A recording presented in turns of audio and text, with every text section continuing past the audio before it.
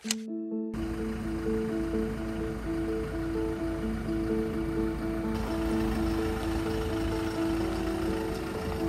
kau ikut Bandar Seri Putra, Bandar Sarjana Putra kan? Kau tahu ke ni? Mana dia?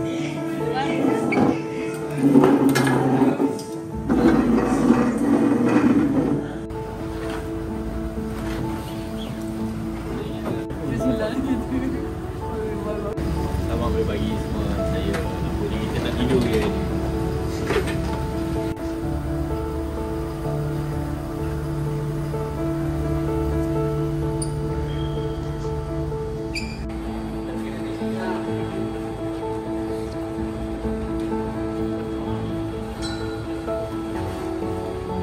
Okay, assalamualaikum guys. Hari ni kita orang akan sampai di UDM Subang.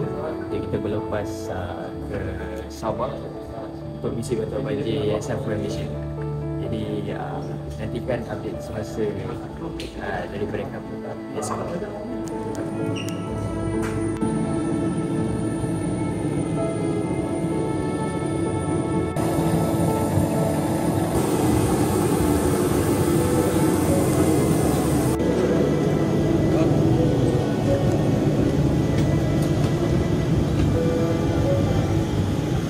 Okay guys, so sekarang kita dah berada di dalam Airbus logistik daripada TUDM untuk kita hantar kita punya RTF sumbangan daripada Yayasan Hasanah ke dua daerah di Sabah, iaitu Kota Kinabalu dan juga Beaufort.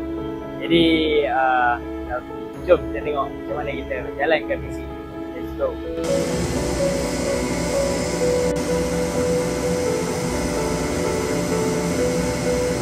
Okay, Alhamdulillah kita orang dah selamat mendarat di negeri Sabah dan sekarang ni di dalam proses untuk kita turunkan barang-barang sumbangan daripada kapal TUDM.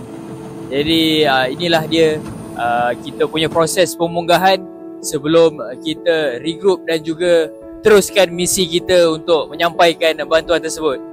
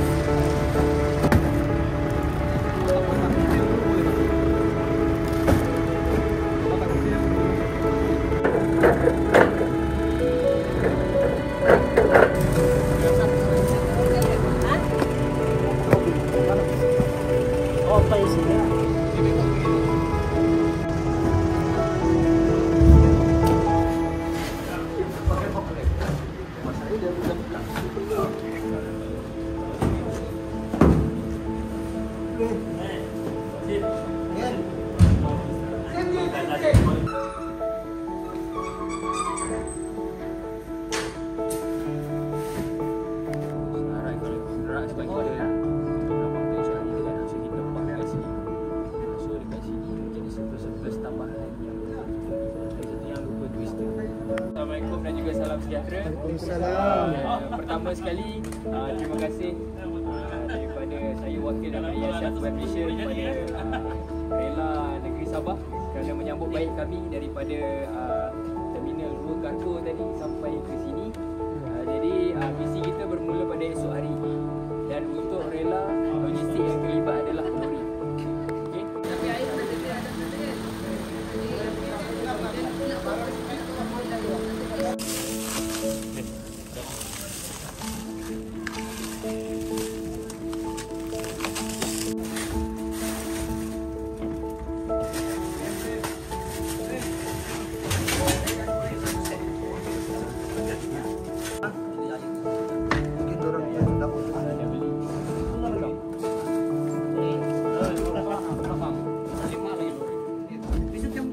Okay guys, so sekarang kita berada di pusat latihan Rela Negeri Sabah, di mana tempat untuk kita simpan semua barang sumbangan dan kita kumpulkan supaya barang selamat selama kita punya misi ini 2 hari.